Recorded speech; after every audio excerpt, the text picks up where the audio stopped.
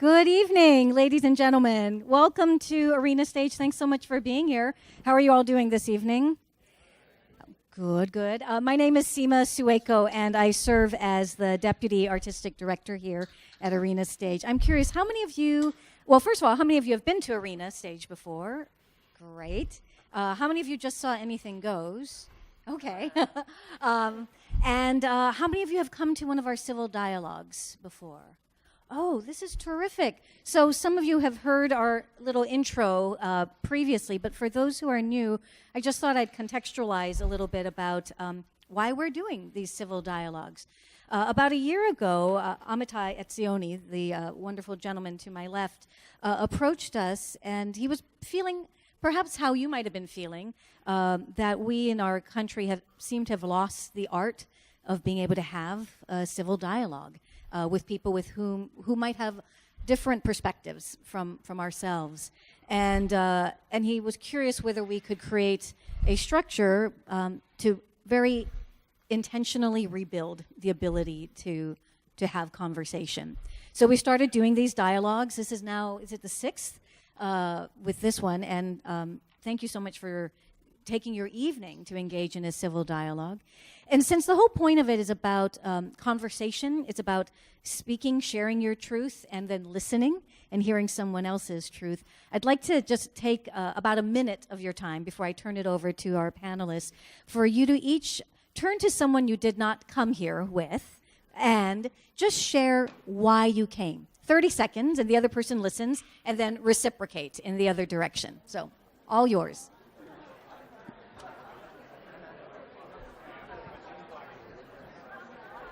Why did you? Right. Yes, because Amitai asked. That's a good reason.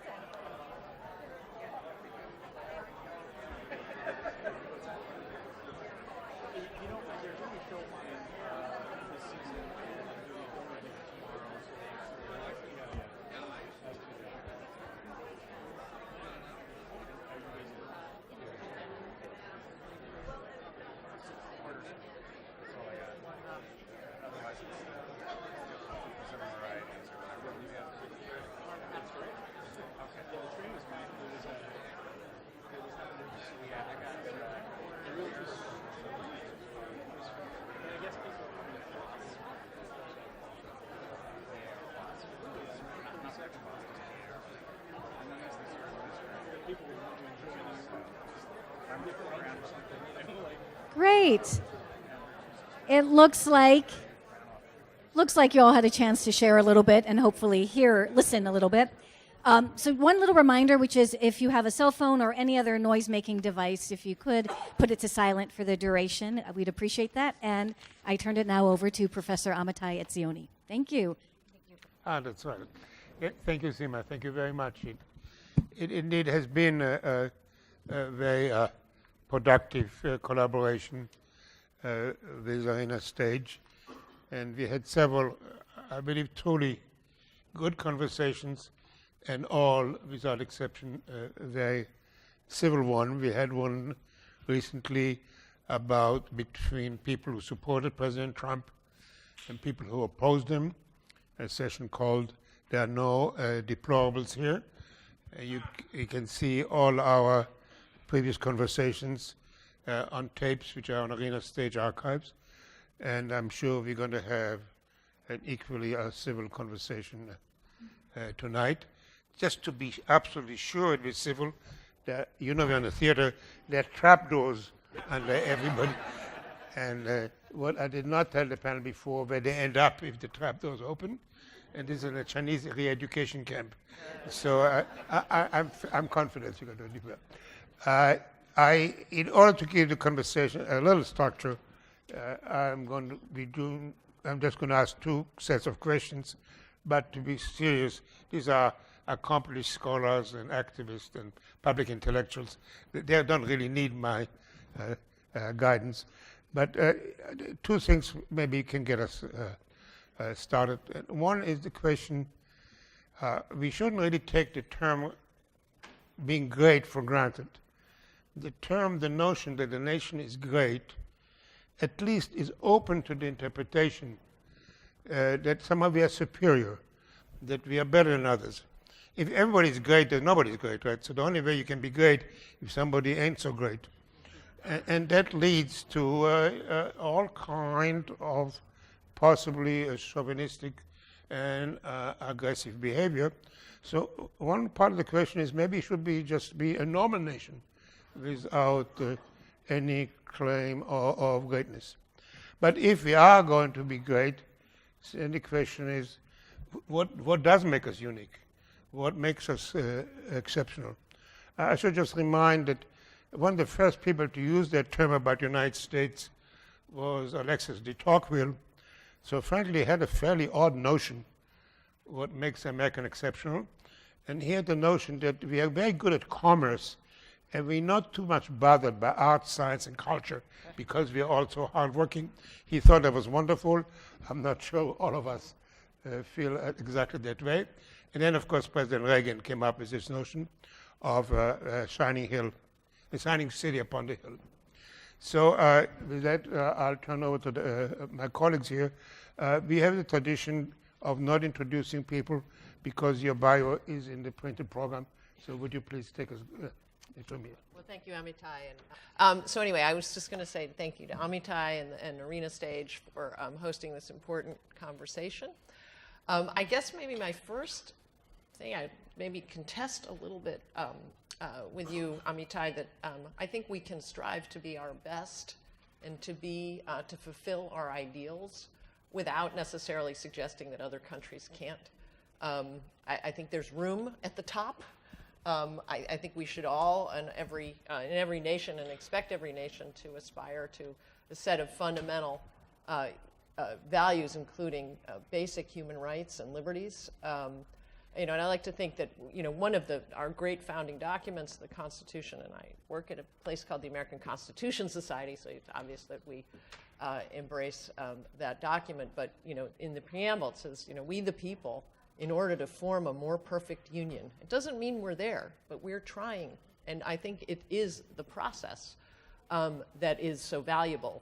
The fact that we are striving to make our country a better place. I think that does not suggest that we don't think other countries can't also aspire to fulfill these same ideals. In fact, and I know we're going to get to this question later, but I actually think it is to form a more perfect union. We want other countries to also be striving to fulfill those fundamental values and to protect human rights around the globe.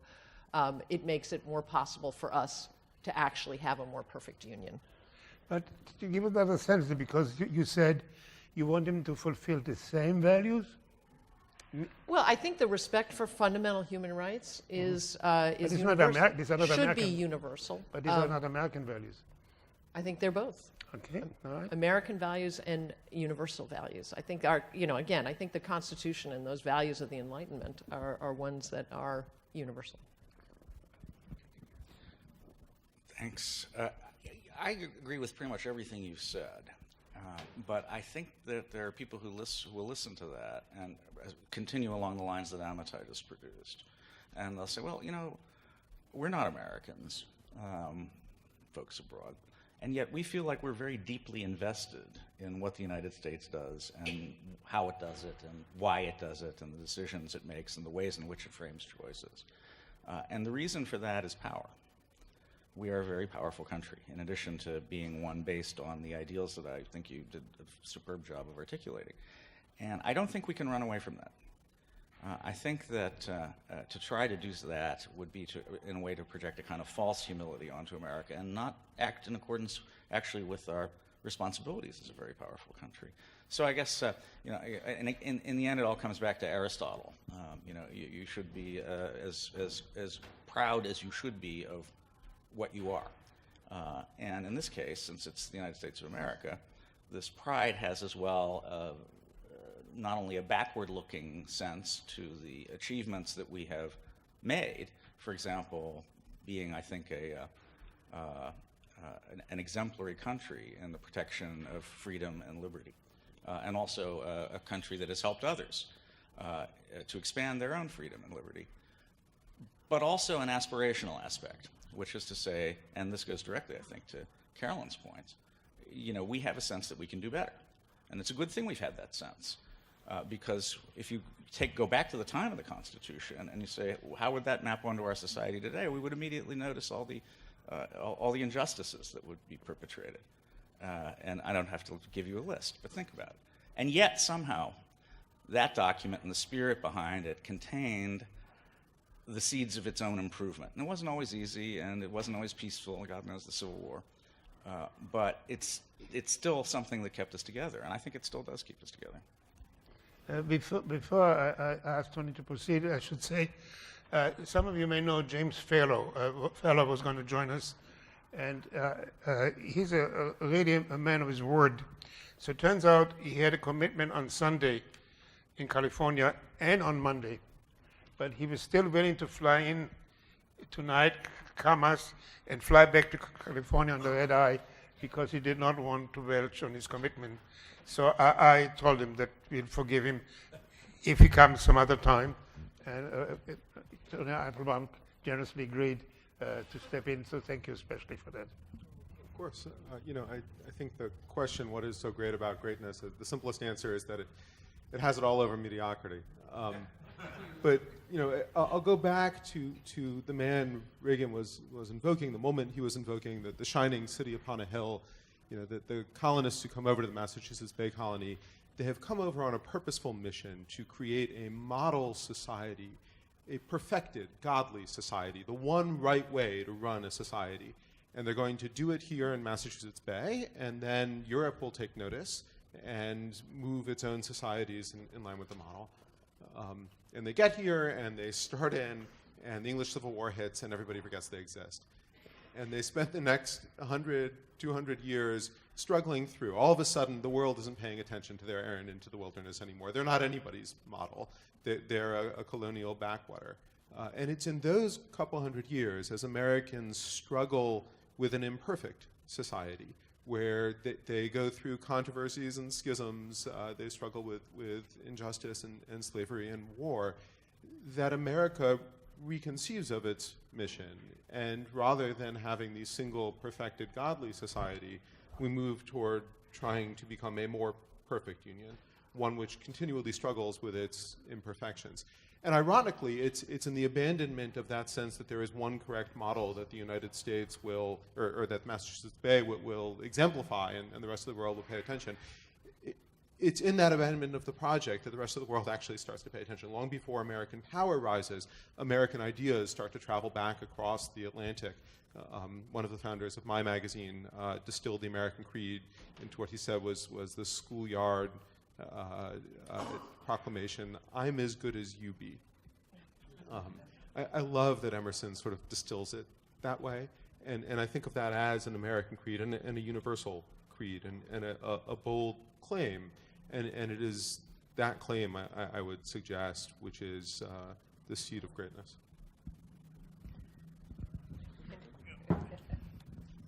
I think I misunderstood the nature of the exercise.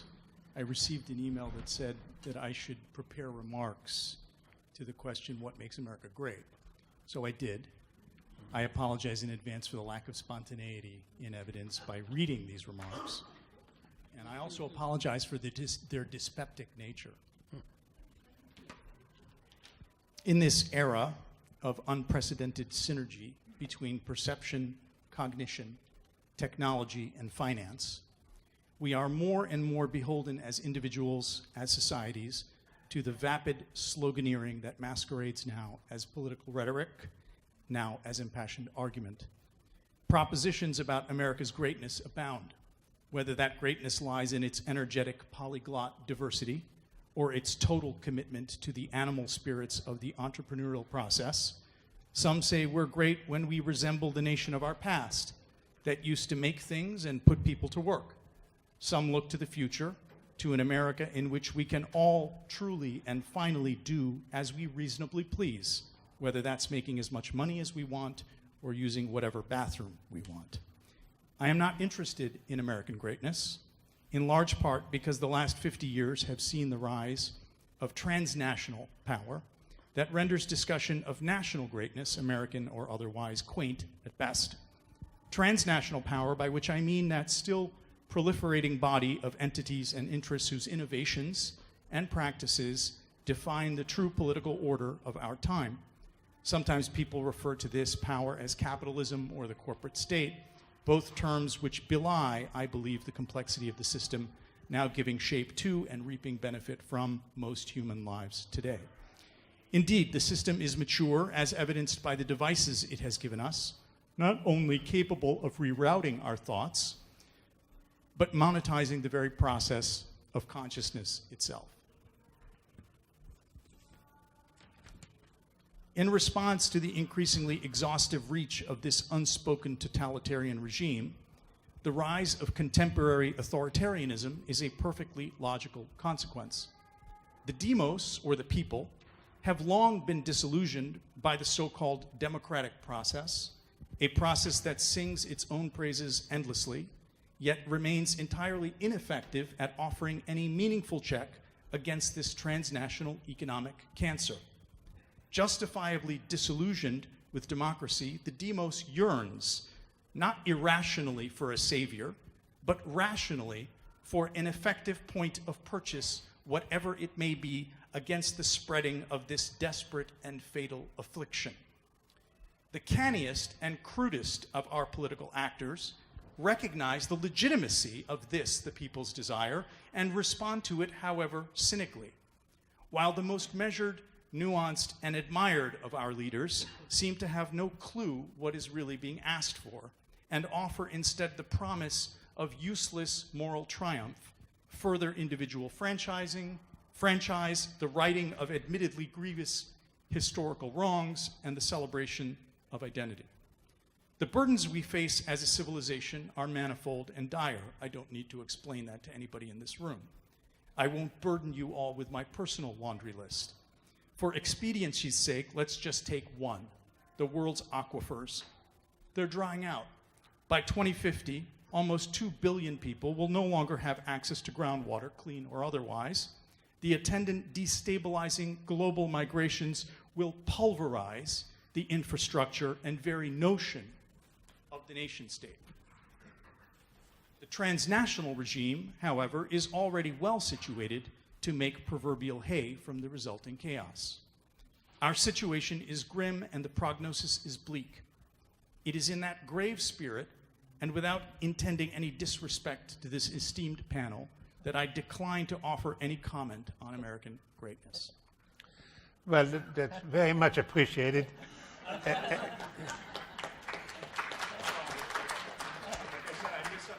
No, you did well. You gave a lot of material for the next round, and I'm just going to add a little to it so we continue the conversation.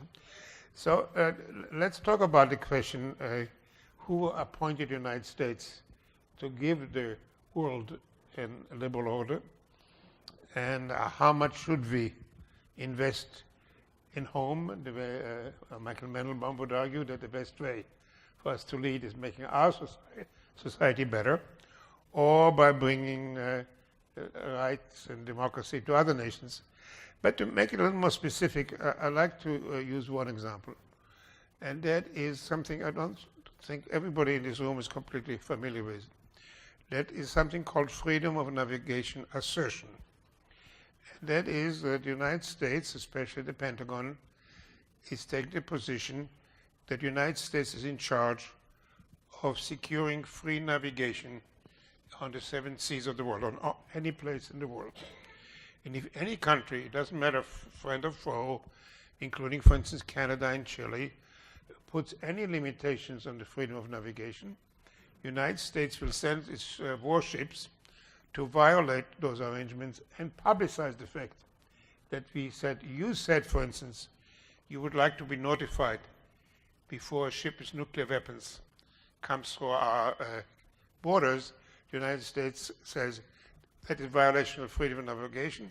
It will send some ships with nuclear weapons and advertise the fact, just to establish the norm is there are no limits on freedom of navigation. That issue arises now practically every day with China.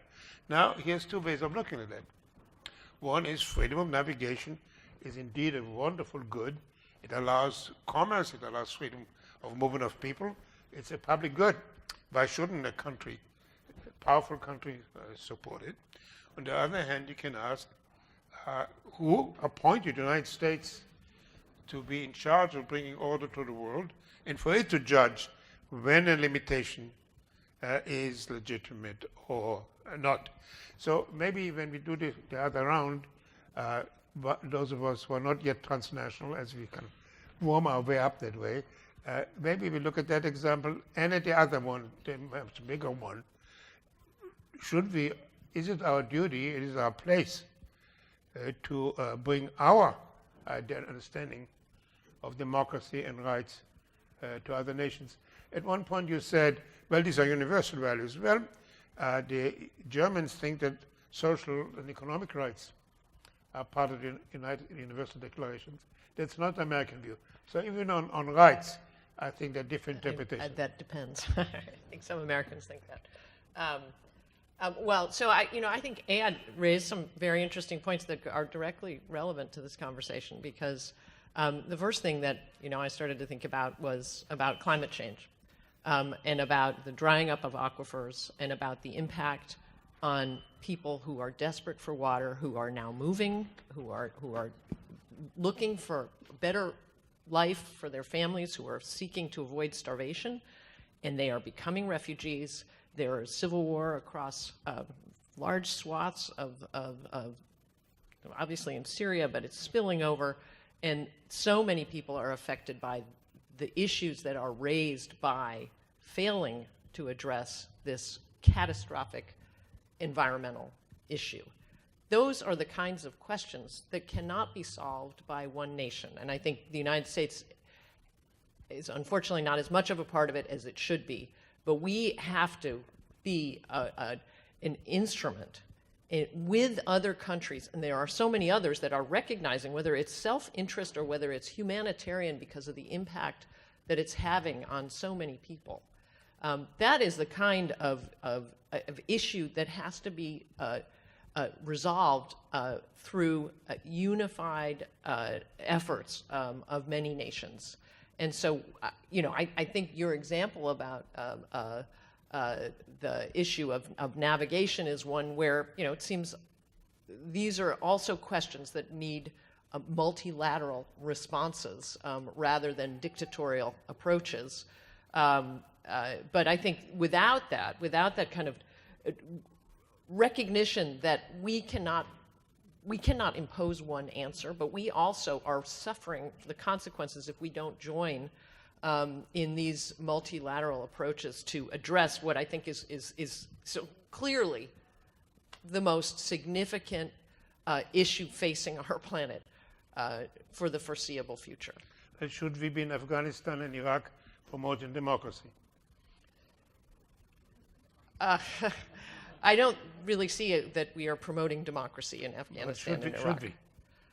Well, I think there are many questions that go into resolving that, and I think each one is going to be specific. I think as a general matter, there are times when it makes sense for the United States to be part, again, of a general effort to create better standards for humans to live in, and that this is particularly the case when you have these humanitarian crises like in the civil war in Syria, where we see the flow of refugees and the impact that it's having across Europe and on the political systems there. So it's a very difficult question that you raise, because I have, let's say, I want to have, not to say there's a general answer to any of these things. They do involve American interests, as well as thinking about how we can advance our ideals. Sometimes it's not possible in a way that is going to either advance democratic principles or advance American interest. I think it's an ongoing dialogue, and there's not a simple answer. I teach a class at Georgetown in the master's program in the School of Foreign Service. Can you put the mic to the Yeah, sorry. No. I teach a class in ethics and decision making in the master's program at the School of Foreign Service at Georgetown. And I have wonderful students. They tend not to come directly out of college, but rather they've been around. This one's been in a NGO in Afghanistan, and that one was taught English in China, and the other one was in the military. So it's a really interesting cross section. But when they start this class, I've noticed that they have there's a general tendency, and that is that they're in favor of good things and they're against bad things. And the purpose of the class, I guess I would say, is to broaden their understanding in order to see that some good things do come along with bad things, and some bad things have good things underlying them. And in any case, as Parmenides might say or not, the good is not one. It's a complicated matter. Maybe all the pieces fit together in some sort of universal theological scheme or something, but for us in this world dealing with the issues that we have, it doesn't work that way. So I think you can take one or two basic postures toward this situation. One is to adopt a critical posture. This is a view that says my purpose here is to understand the world as it is and to speak the truth about the world. And that's it. And I think we got that a little from Ayat. I think that might be, certainly, you'll characterize your... You are welcome. This is civil dialogue. You're welcome to do anything you want civilly. And that's an important perspective, because I think it gives you it pulls back from the moment, from the immediate circumstances in which we find ourselves, the direct political questions from which we're confronted. It raises more basic and more fundamental questions. The other perspective, I think, though, is very much more of a policy-oriented perspective, and I don't know, frankly, that's where I situate myself. One of the things I've been doing over the past 15 years is trying to figure out ways that our government and working with our allies, that we can get better at identifying places where people are at grave risk for their lives, a kind of early warning with regard to atrocities and conflict, to see if we can then identify these places, to think about strategies that might help to mitigate these kinds of problems, et cetera. And I think that's a worthwhile endeavor too. But they are they're different kinds of ways of approaching these kinds of problems. I don't have the answer to Amitai's question is it sort of depends on where where you look at it from. And nobody made us policemen.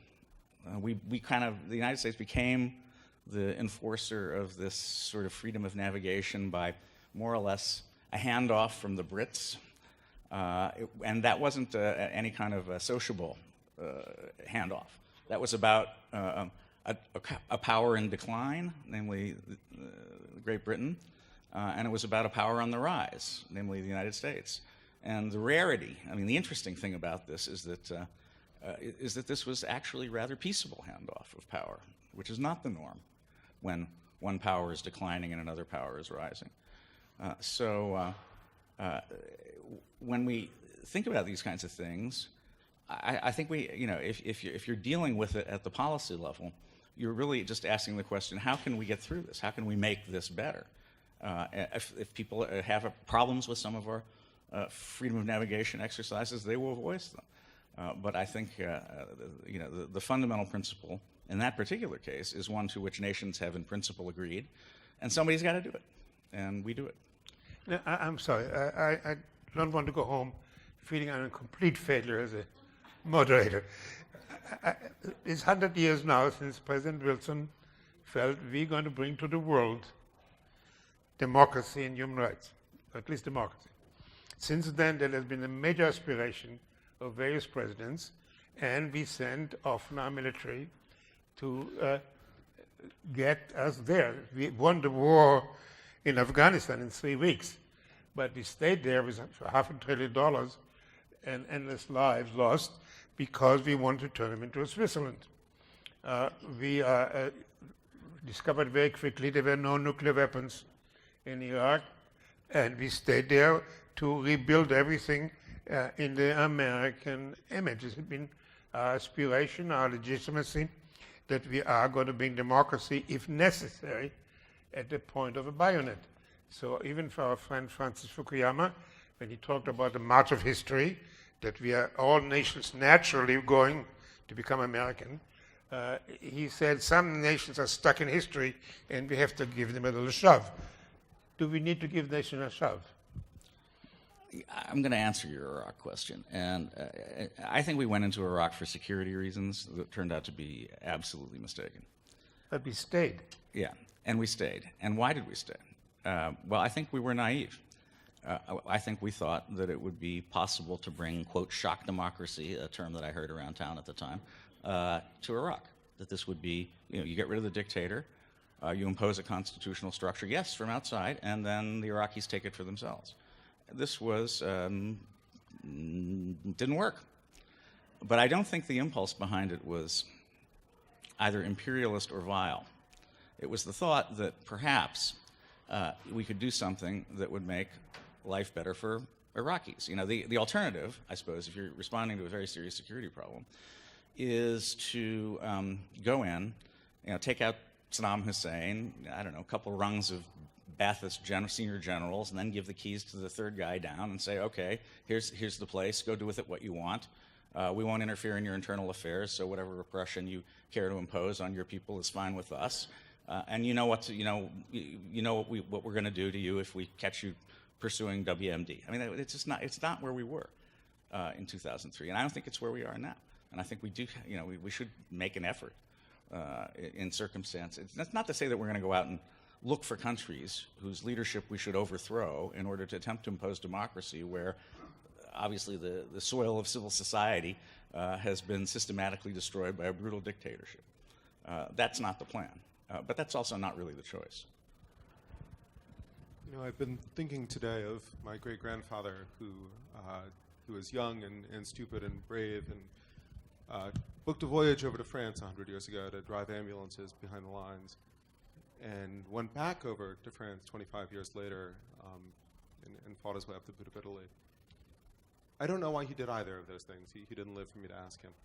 But there is this dual tradition within the United States of doing the right thing and trying to do the right thing and ending up doing a rather terrible thing. It's possible to have a posture toward the American role in the world which is primarily critical because there's probably no foreign intervention we've ever made that hasn't had deleterious consequences. We have been running an applied experiment the last 2 years in what the abdication of American moral leadership looks like. It has not been a pretty one for my colleagues in the press corps around the world, most recently Jamal Khashoggi. There is some role for the United States within the world as the articulator of ideals that, if not universal, are at least the ones that most Americans believe in, and people who support democracy and civil society around the world look to America to defend, because it turns out that in the absence of America standing up and forcefully defending those ideals, in the absence of it calling to account those nations which violate them, ugly things happen. So that's a complicated thought in that America often intervenes and does ill in the world. It sometimes intervenes and does good in the world. But when it slinks off the world stage, when it pursues its narrow self-interest with no greater conception of what the nation stands for, what it has to offer to the world, it leaves behind a vacuum. And I think we are presently dealing with such a vacuum. And the consequences of that are also possible to critique. So without defending America's recent actions, I think one can nevertheless look at that and say that there may be something to shoot for in the middle here, avoiding some of our more imperial ambitions and missteps, while at the same time not abdicating our responsibility to stand up for our ideals. Just before we go on, just let's look at one situation. Let's look at Iran. We are now saying to Iran, we want them to change their behavior on nuclear weapons. We want them to change their behavior in terms of supporting terrorists and intervening in other countries. But we also say we want a regime change. We also want democracy. That means we're saying to those we want to negotiate with about changing their behavior that they have to go, we want to replace them. So are we not shooting ourselves in the foot? by insisting on democracy, which is not really coming in Persia, and meanwhile delaying the opportunity to settle the other issues.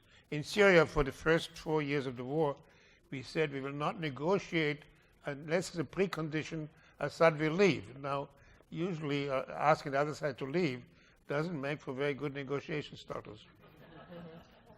I lack the wisdom to solve the Middle East's myriad conflicts. I'm not going to try right now on the stage.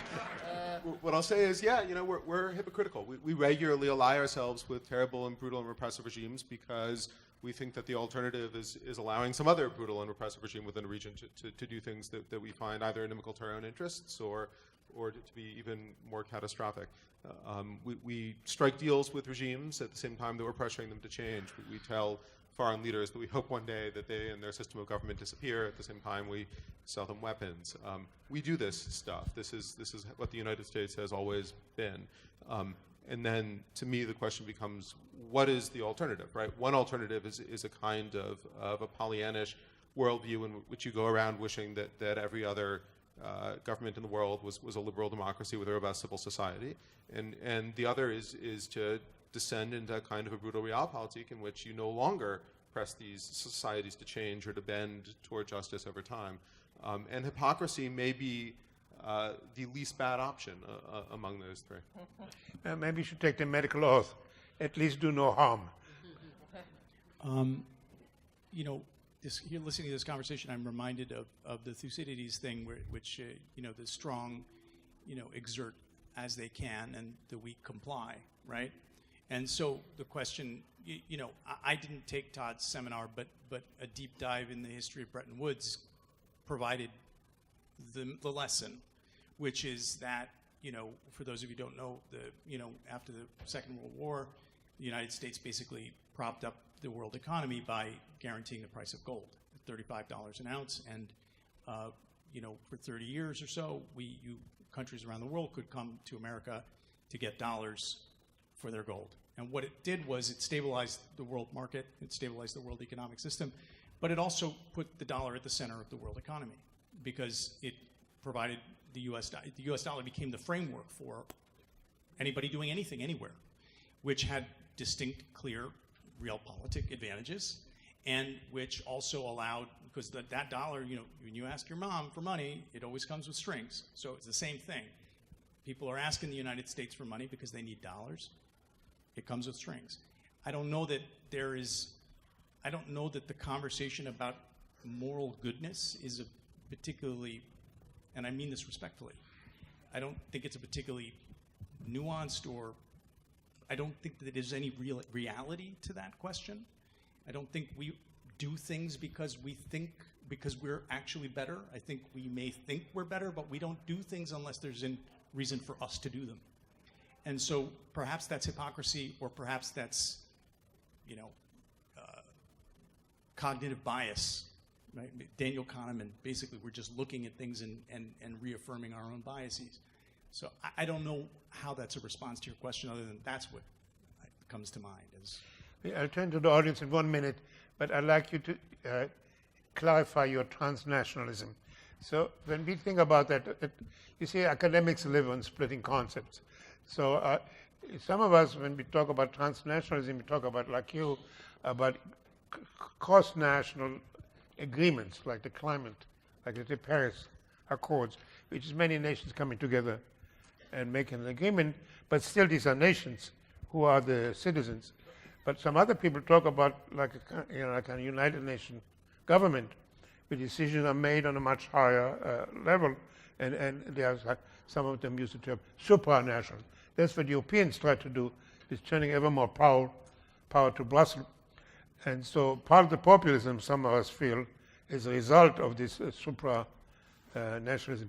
So if you could take another minute and clarify this transnationalism you love so much, which flavor do you like? Yeah, I don't love it. I think the forces of locality are asserting themselves justifiably, and I think, unfortunately, we are not prepared ideologically or philosophically or policy-wise to deal with the reassertion of the local, and we will suffer that consequence. So I'm not in love with the transnational. I stand with Donald Trump on that, unfortunately.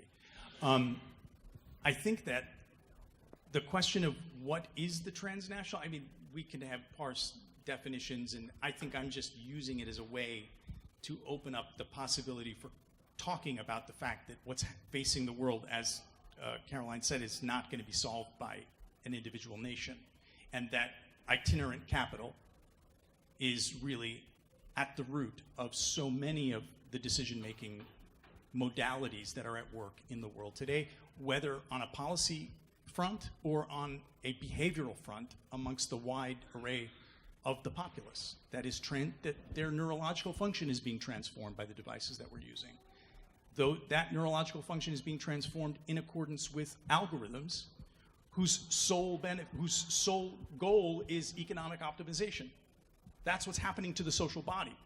So the competing values, whatever we believe the Constitution stands for, is being eradicated by the mindless, distracted clatter that we are receiving through our cell phones. And that's a logarithmic process that is taking place before our very eyes. That's transnational because it's happening everywhere.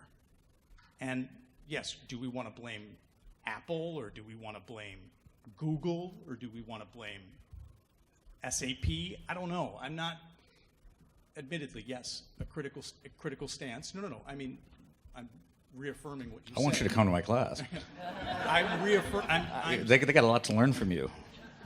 It is a critical stance that I'm taking, but I do believe that without meaningful critique, and mordant critique that has bite, it's impossible to really understand what the policy options ultimately can be. So I think they do work together. Thank you for that.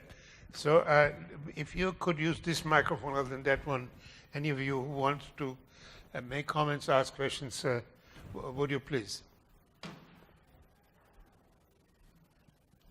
I love what you had said about your initial remarks, as dystopian as they... Hello? Hello? I loved your remarks. As dystopian as they are, I think they're right on. And the problem with greatness is it can be a psychosis.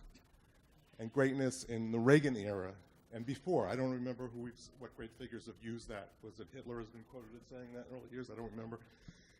That if you're not with greatness, you are insulting the country. You're not a patriot. And that's very dangerous. I want to think of one example. I work in the space program. John F. Kennedy, I thought greatness was the Apollo program. There's been a 40-year effort to destroy government on the right so that we are unable to do great things. And I remember that you can say bad things about and good things about the space program. John F. Kennedy invited the Russians to cooperate on the space program. So he understood what greatness truly was in that sense. Please, any of you see greatness in the space program? Yeah, absolutely. I mean, it was a tremendous challenge. It was a challenge that I think actually did inspire an entire generation of people. And I don't think that was the end of greatness. And I don't think that the locus of opposition to greatness is really on one or the other side of the political spectrum. One of the reasons I was thinking about, I was thinking a little bit about the U.S. military, which has its ups and downs in terms of how and when and where you should deploy it. But it is certainly an important instrument for our security. And that, too, I think, is an element of the greatness. I just wanted to pick up on the comment that was just made, which I think is very interesting. And I certainly also believe that the space program was a great accomplishment, aspirational and amazing, just visually stirring, I think, for Americans and people around the world to think that that could be accomplished by human beings.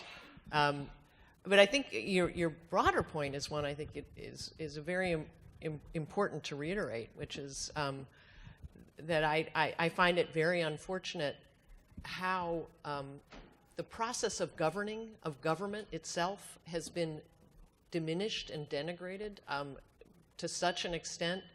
The idea that public service of a variety of kinds is no longer has the kind of positive association that I think was true in past generations. That being a politician is such a negative thing, that being a public servant is being a bureaucrat, is being being part of the swamp, etc. I do think that there is a real need to kind of reclaim. You can differ about policy, you can differ about the size of government or whether a department should exist or not, but the whole idea of denigrating and tearing down these institutions that are flawed, certainly, and have flawed people in them, but we need them. And for us to ever try and live up to our ideals, even the effort, will require us to believe in the system that we have, which includes our system of government and the people who work there. Thank you. Is this on? There. Yeah. I found this, a lot of the comments very depressing. And if we go back 120 years, the single biggest problem that people were discussing in American cities was horse manure. And what are we going to do with the horse manure problem that created not just stench but disease? And out of nowhere came the solution, which was electric vehicles. If you go back to the 1970s, the big problem was the population bomb, and in fact, people were concerned about global cooling in the 1970s. And yet, we have some countries have the opposite demographic problem now, and we have the problem of global warming. In your comments, you mentioned the aquifers drying up, which you said, of course, seems to me an enormously serious problem, but you mentioned it was one of a litany that you will not go into. I'm sure every person could come up with a different problem that's facing the world right now. But when I look at the world, and I think we're being very provincial to look at the United States' moment right now of national, hyper-chauvinistic ethnic nationalism and polarized politics and dysfunction, all those things. But when I look at the world, I see a world where life expectancy is in general up, maternal and infant mortality is at its lowest rates, world poverty defined in a more objective way is declining, largely through the incredible economic development in Asia, and we have, I share all your concerns about these technologies in our pocket and what this so-called matrix is doing to our minds. But I see a lot of evidence of things getting better. Violence is at its lowest. If you look at number of humans killed by other humans per year, it's generally going down. So I want to push you to tell me an optimistic story, and something that's better that, and also Yoni, that that was depressing. You said the best we can do is hypocrisy. So I would like to just kind of provoke at least you two, but everyone, to put what makes you happy or optimistic when you think about greatness, not American greatness necessarily, but in the world today. Well, I'm heartened by the generous nature of your address to us. I felt something that makes me hopeful and happy. I'm also a believer. I follow Emerson in believing, and I will quote Emerson now, but saying great nations, great men, and of course it was specific to his time, are perceivers of the terror of life and arm themselves against it. I don't think that the wholesale sale of hope for the sake of monetizing the adhesive attention that these devices try to foster in us, and the curation of our pleasure principle, and the needing of us to constantly be hopeful about things, does not sit particularly well with American anti-intellectualism. I will quote Emerson again by saying, "Why can't a man sit down to think in this country without somebody asking if he's got a headache?" It's a particularly nefarious combination. I don't think this is a time for us to be hopeful. I think it's a time for us to look very deeply in the mirror and to see what the problems are and to address them. But I am hopeful that we can have that conversation, I suppose. Yoni, you were called upon. So one way to think about hypocrisy is that it's the talent for holding two contradictory thoughts in your head at the same time. And I tend to think that that is actually a strength and not a weakness, that where you get sort of unipolar thinking and the inability to perceive complexity or contrasting imperatives, you end up getting in a lot of trouble pretty quickly. The narrative you've sketched is of a century often referred to as the American century, in which the fruits of American science have gone around the globe, not exclusively, but in things like the Green Revolution and elsewhere were preponderantly American research, where you had sort of Pax Americana, the Cold War, and marked by its exceptions, but which created a degree of stability.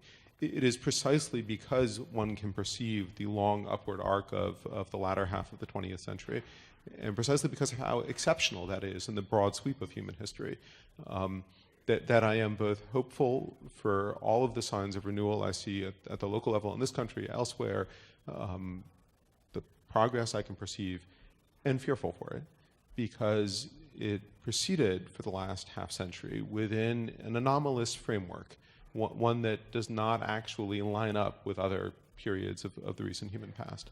And I can see that its foundations are cracking. And so it's both, I think, a cause for optimism. America, however flawed and however blundering, managed to preside over a period of remarkable world and global peace and prosperity. And if we did it before, presumably, it is possible to work in a multilateral fashion and again assume the mantle of global leadership and extend it. But if we choose not to do that, I have no reason particularly to think that the progress will continue of its own momentum.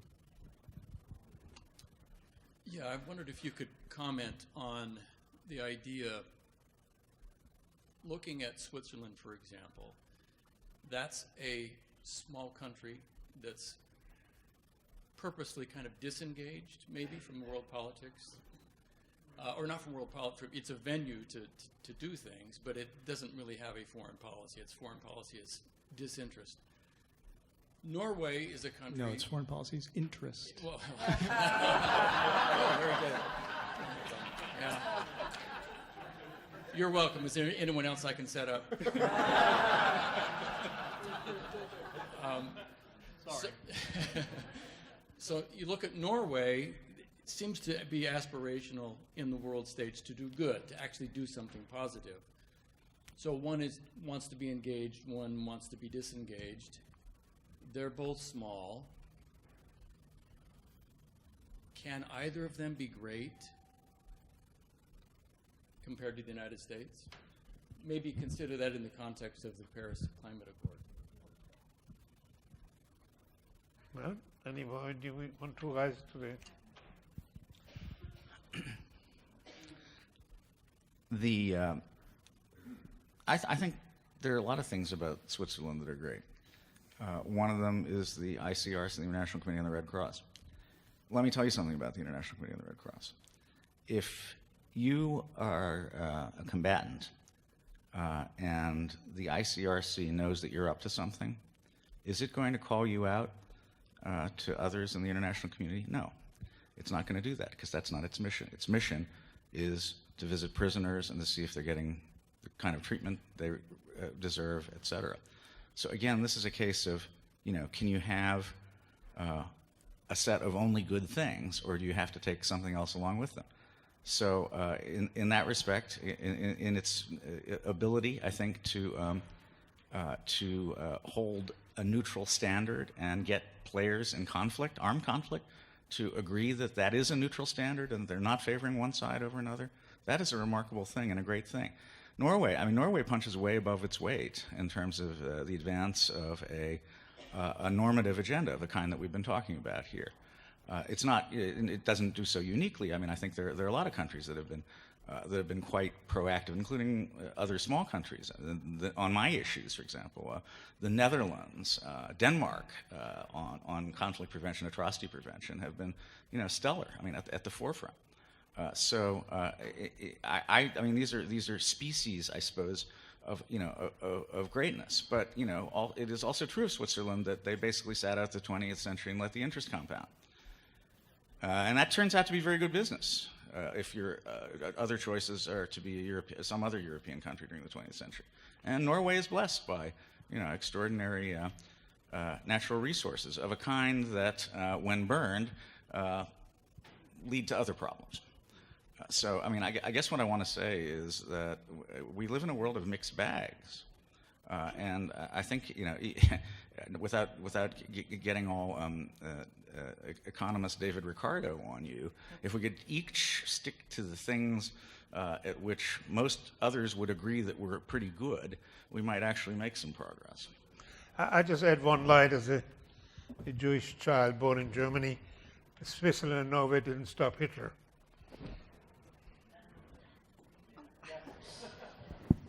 Thank you, panel, for a very interesting discussion. Excuse me, I have a cold. I'm in thinking about this word great.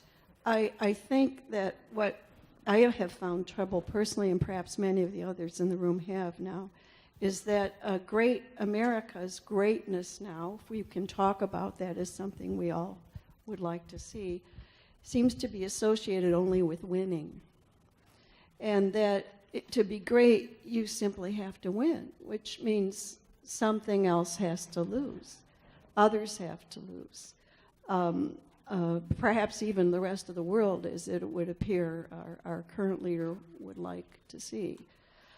I'm wondering, Caroline, you talked about greatness as related to doing great things and having some aspirations to do some great things. And by that, I don't mean things that require us to win over someone or some other entity, but to do something remarkable that we can all admire. Scientists do great things. Sometimes those great things are bad. The atomic bomb wasn't always a great thing. We used to measure, I think, our greatness by singing some of our national anthems and other American songs that talked about America, not the great. We talked about America the good. And I'm wondering if what we have lost here is this sense of what it is to be good. One of the things I've really admired about Washington, D.C. in the last few months as I'm writing the Metro is that the Metro is trying to be good. I thought that was a wonderful slogan. They're not saying we're going to win, that we're going to somehow bowl you over with our greatness. We're just going to try to do what we think we need to do to serve you, which is to be good. So I'm wondering, how can we translate that conversation that we have in our country right now from one of where we are insisting that greatness equals winning to somehow move it to the notion that greatness means doing good and remarkable things? I'm going to graft a little extra on that question and see one more time if I get enlightenment here. And that is, what if we argue that we should promote democracy overseas only with non-lethal means? So diplomacy, through education, through exchange, through travel, but never by sending in tanks and missiles.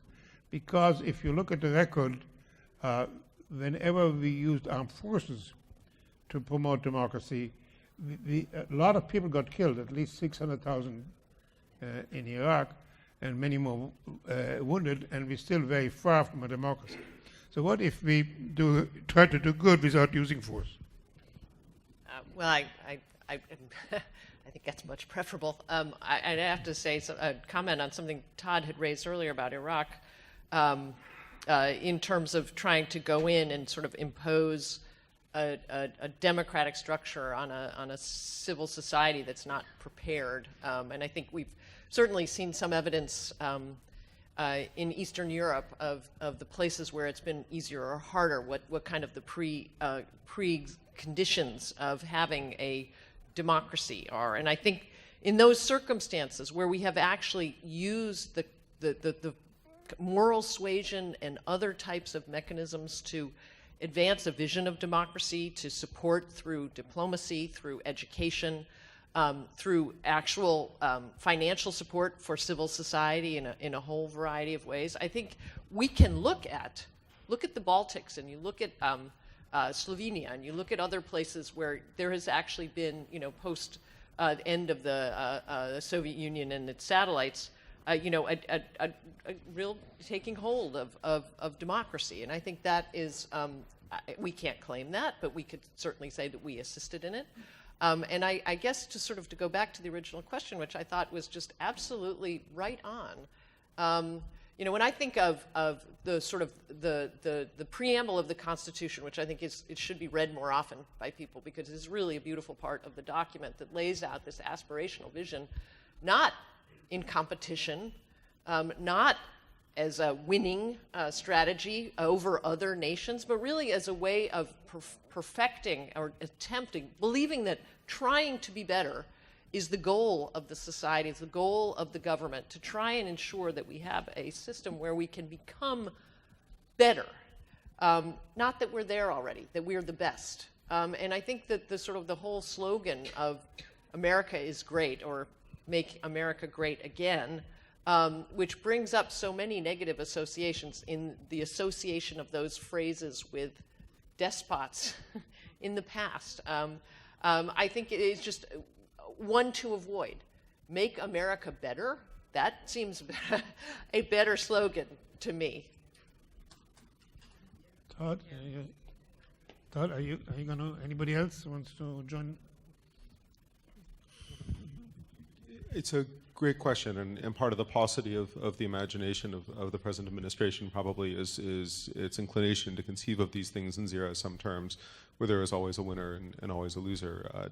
Bretton Woods may be a better example of America has often acted in its own self-interest, but done so in a way calibrated to elevate others in the process. And if you want to model a sustainable model, that's not a bad one. America has also sometimes been great in acting in self-restraint, in not pursuing the full advantage. We don't press for full reparations from Germany after World War II as we did after World War I, so as not to create a second Weimar.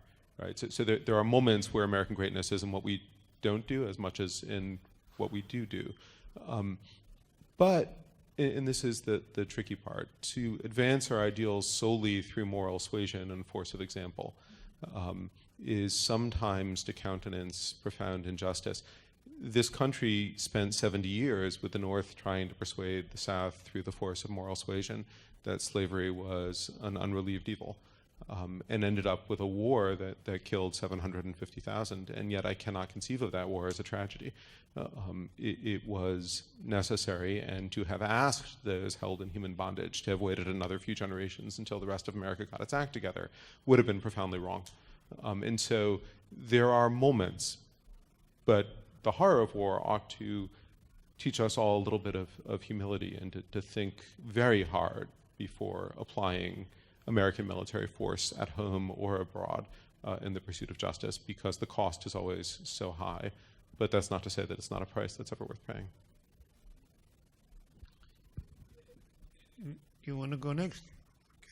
Okay, I guess the thing that strikes me is that the profundity of how much we disagree, how much human beings disagree.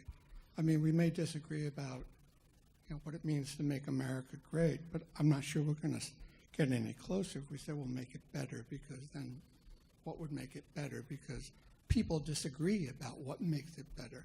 People disagree about what justice is, about what good is, about what right is, truth. There are no non-question begging criteria for deciding these things.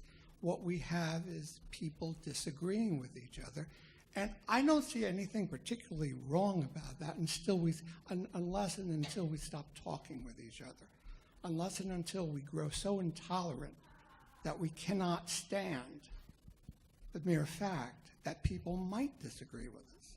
And I think that that's the problem that we face today. And if there was one thing that we could do to make America great again, it might be to try to keep talking with each other, try to keep thinking, well, maybe I don't have the monopoly on the truth or what's good or what's right. Maybe I could learn from you simply because you disagree with me. And maybe we could talk with each other without trying to cut each other's heads off.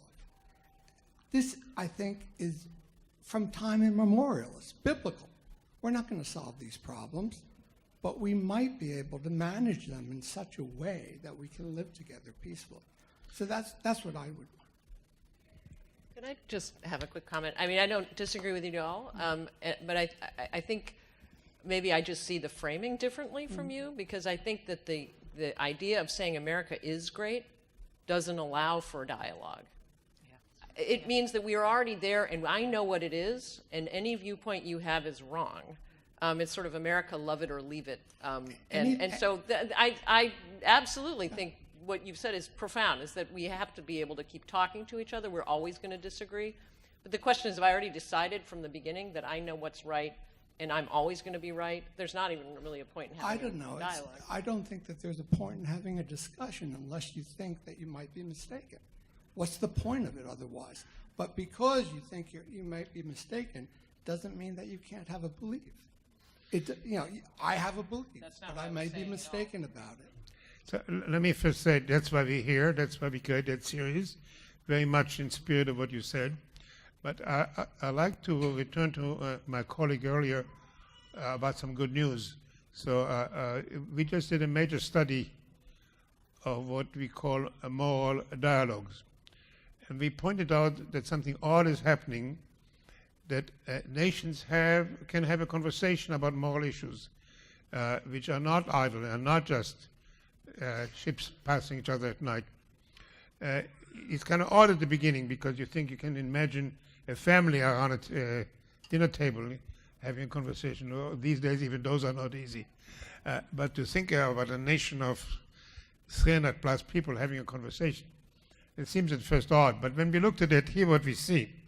So if you go, let's say, to 1950, there basically was no concept of any moral obligation to Mother Earth. There was just not something people talked about. People would throw things out of the window or into the rivers. It was not an issue, and then it was triggered, like as often as by a brief or book, by Silent Spring, and we started a billion-hour conversation. It is not over. We still disagree at the margin, but by now most people agree that we have some kind of moral obligation, some kind of stewardship toward Earth. The civil rights movement, the women's rights movement, were all examples where people came and had a very painful conversation, which is far from over, we're far where we should be, but I think most reasonable people will agree that there have been thousands of black mayors, of black sheriffs in the South, and so on. We made some kind of progress. The same in the relationship between genders. But maybe the most interesting examples is that of same-sex marriages.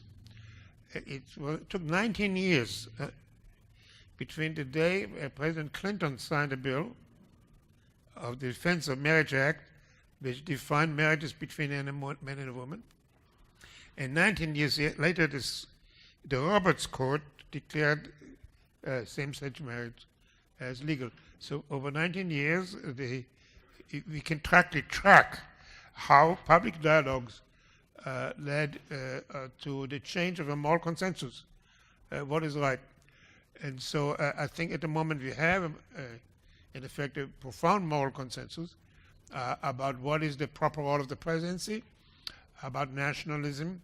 But I think when the dust will settle, we'll see that the way we came out of McCarthyism will come out with a new shared moral understanding. So thank you for your question. I just want to go on with the question of greatness. And as you can hear from my accent, I'm born in Germany during the war. And So I'm carrying the German history with me. And, you know, Hitler was great, yes.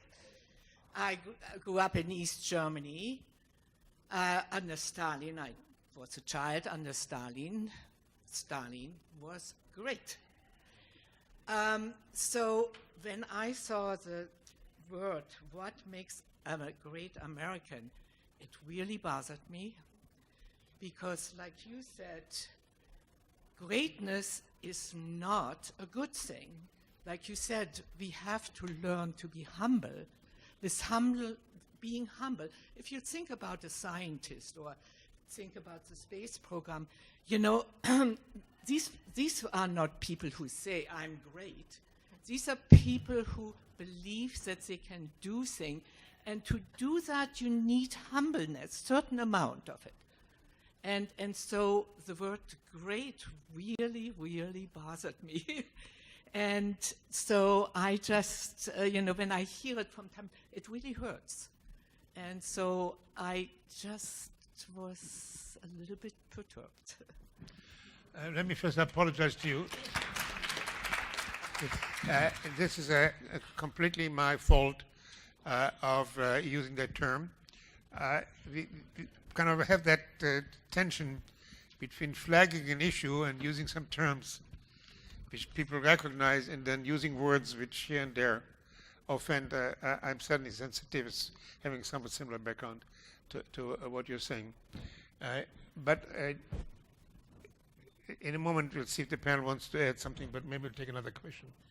I don't know how to put this, but I'm wondering how much we always conflate, or seem to me to conflate, you know, the Constitution and democracy with capitalism. And I think some of the biggest problems that we have in this country is this idea that, you know, each generation has to do better than the last generation, as if the last generation didn't do good enough. And maybe there's a lot of us in the room and a lot of us in the nation who did good enough, and our kids don't have to have more money and bank accounts and cell phones and what have you. And I'm wondering, with capitalism, there's the clear distinction that to be a better capitalist, you have to make more and have bettered your, bested yourself from the other. The other person has to lose a little bit, and has to be second in you're first. Whereas that's not, there's nothing in the democracy that says that, and there's nothing in the Constitution that says you have to be capitalist in the way we've designed capitalists. So that's kind of like I just like to put out there and see if you can make a question out of it. If I can respond to that, I think that capitalism as an ideology or as a way of thinking about reality is haunted by a central contradiction, which I think you're talking about. And that central contradiction is that capital is an abstraction which is never returned, is never conceived to return to the cycle of decay. There is no fall or winter in the life of capital. There is only spring and summer. And therefore, it is at odds with the very nature of reality. Capitalism, as a quasi-religious ideology, offers a utopic, endlessly progressing and growing mythic model that is patently false. And so we, as a society, consume the world's resources, and we also build into this system a process of debt, which is the only way to keep the illusion going. We suffer the cyclical financial meltdowns, which everyone seems to think are a problem. They're actually pointing to a solution. The problem is the success of the financial system, not the failure of it. And until we find a way, and I think that to me it speaks to, your question speaks to the deeper root of the problem, which is that we are beholden to a materialist interpretation of reality. And until we find some other way to be able to talk about what we are as a collective and as individuals, we are going to just be trying to make money. if I could just jump in here, I think it's a great question, but and maybe on a less lofty level, more specific to our system, I actually think democracy is an important check on capitalism.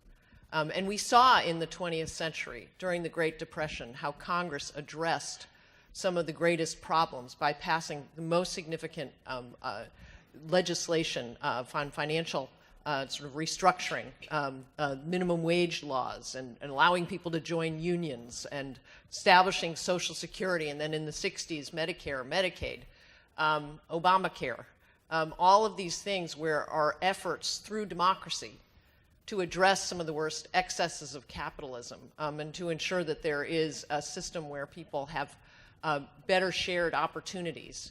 So I actually think these two systems have to work together, but capitalism unrestrained by any kind of force to ensure some more equitable transfer of wealth between people is certainly one that could lead to extreme despotism. Didn't our friend Mike Novak suggest that these things go hand in hand, democracy and capitalism?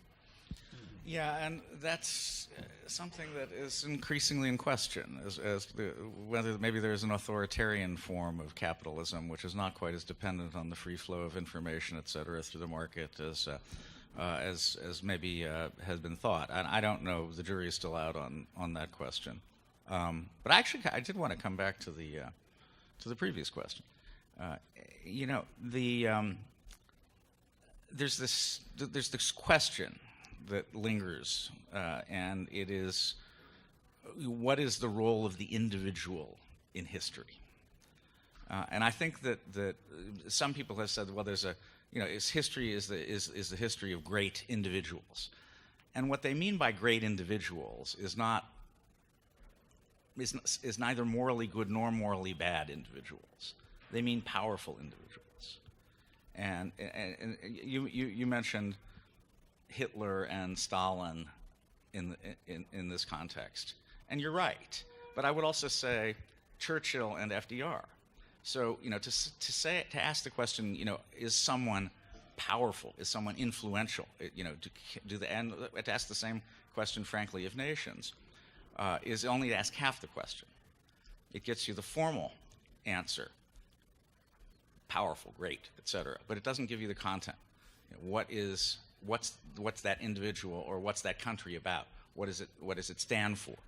And Hitler, Stalin stood for certain kinds of things that were very different from what, in my opinion, Churchill and FDR stood for. Now, Churchill had his colonialism problems, to be sure, but he was not inconsequential in the defeat of Hitler. And so I think you have to look at both aspects of this. I had very brilliantly quoted from the Athenians, the Athenian generals in the Peloponnesian War visiting the Melians, whom they're threatening. And they're saying, "You will surrender, or we will wipe you out. You will pay tribute to us." And the Melians don't want to do this. And the Athenian generals say, "Well, here's the world we live in. The strong do what they can, and the weak do what they must." And that's a point of view. That was actually the point of view of the losing side in the Peloponnesian War. So that's where I think some thought as well.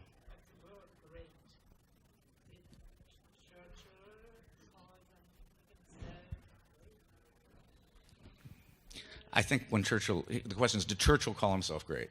I don't know. I mean, I think when Churchill looked in the mirror, he saw somebody pretty great looking back at him. Let's just put it that way. Please. I want to thank the lady who mentioned something about growing up in Germany. My mother's also from Nazi Germany, was a boat child. But I want to thank Ayad because you've opened up something, used the word mythic, and you just mentioned the Greeks. And in talking about greatness, there's always hubris, which is the downside. But we start to enter the dimension of the soul and the tragic. So whenever you're talking about making something great, it's this American positivism which lacks a sense of the tragic. The tragic is what brings us humility It's something that ripens the soul in mankind. Now, how do you weigh a soul? You know, it's like, what is the soul of a nation? What is the sense of tragedy, of trying to ameliorate tragedy, of compassion being born out of it? And the lack of that capacity, too much hubris, the desire to build enduring things and build pyramids and build greatness without a sense. Like, I think of Lincoln in this scene during the Civil War, who was able to enunciate the sense of the tragic. That's the greatness of Lincoln. It's not just that he won the war. He could feel the amount of suffering that was in that war and create a new American vision based on that suffering.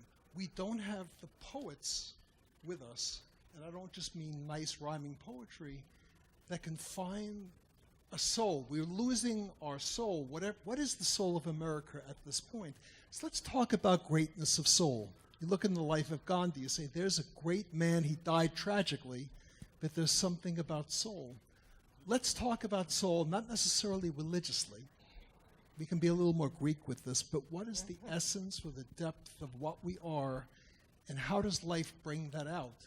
A great life illuminates that, even if it's tragic.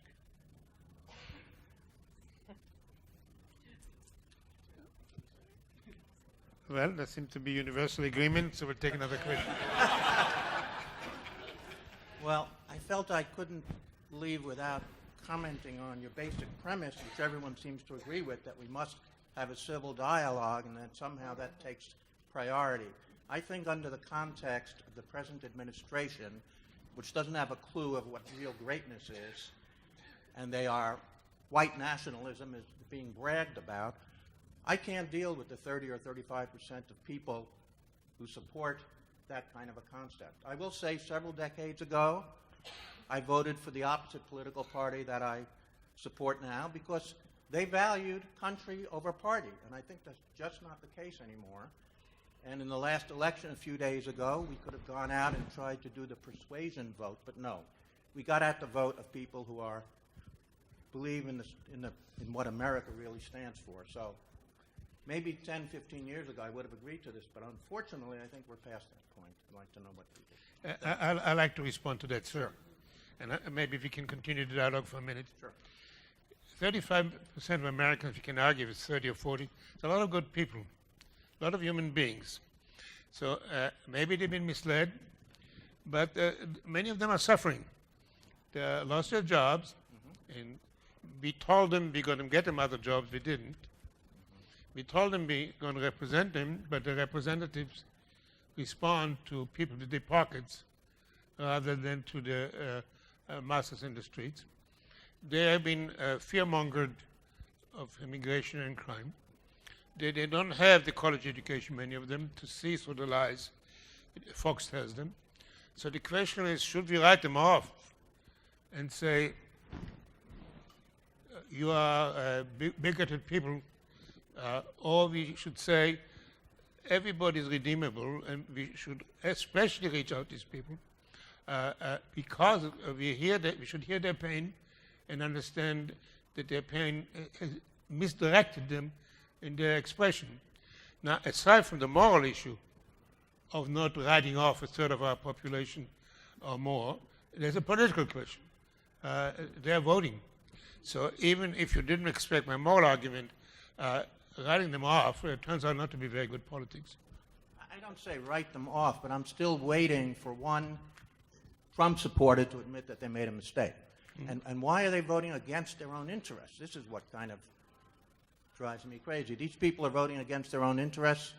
They're voting for people who are trying to get rid of health care, preconditions. They're going to be hurt by all of this.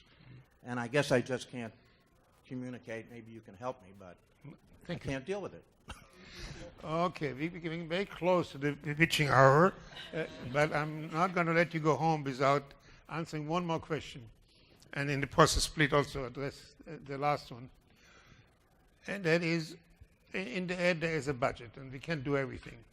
So, to the degree that we have to make choices, should we dedicate most of our attention resources to making this country better, to reduce inequality, to take care of healthcare, to provide education, to provide housing, to fix up our infrastructure? Or should we continue to invest heavily in promoting whatever we see our interest overseas? What makes for when we talk about, you quote it so often and so well, a perfect union, the perfect union we're talking about the American Union. So maybe I'm asking, the way we bring light to the heathens is by having more light at home rather than forcing it down their throat overseas. Well, I mean, I think just as a factual matter, our budget devotes a lot more to, mostly to domestic. I guess the military is a very big part of our budget. So unless you're thinking of the military part of the sort of advancement of democracy, which I tend to not think of in so much as more of the State Department's diplomatic budget, which is actually tiny. The resources we devote to that are quite small. So certainly, I think we need to invest a lot more resources in making our country a better place. I think there's a lot of work to be done to make America better, which is my new slogan, make America better. And so, yes and yes, I think but we can't be a better country if we have rising sea levels that are going to swamp our coastlines, that our fires are burning across the country, and we're all, certainly in D.C., suffering even more in the summers.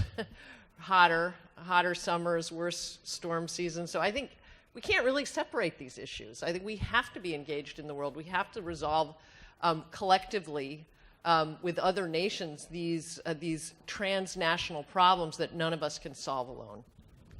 Last words. Well, look, security matters, and the purpose of the U.S. military should not be to fight expeditionary wars to bring democracy around the globe.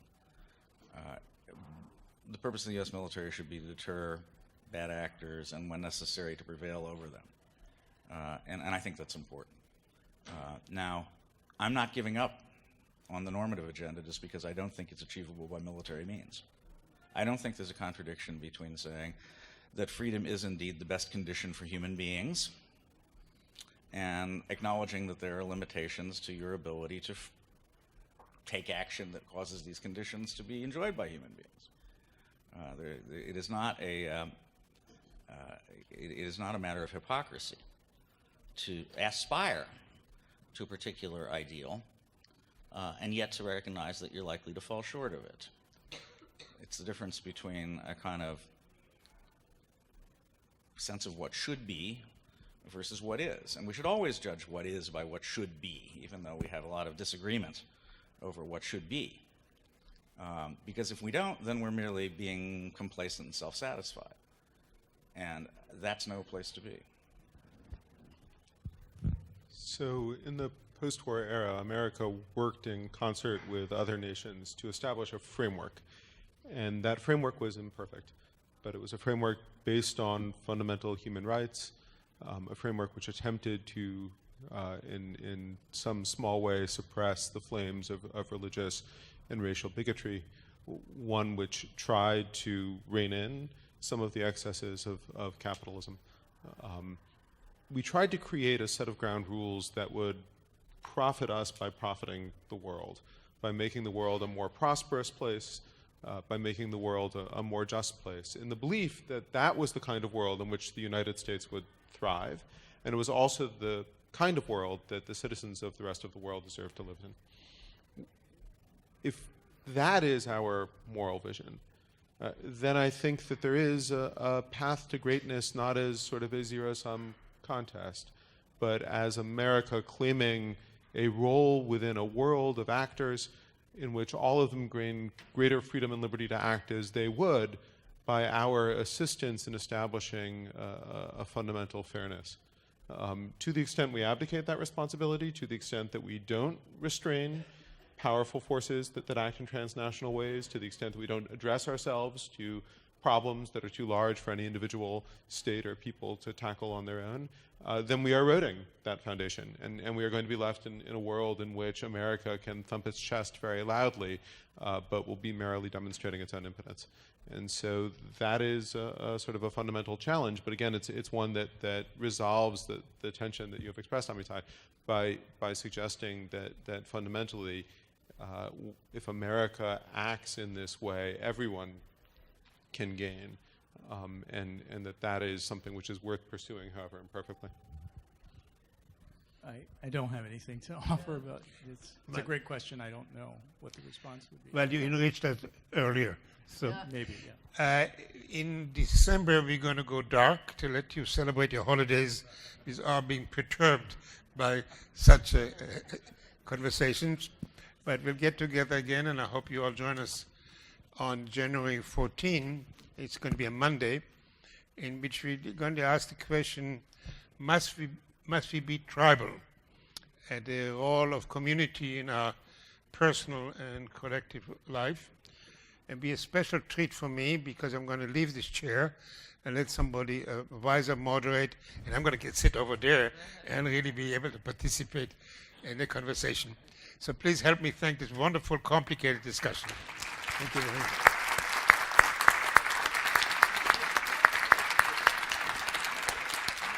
Thank you very much.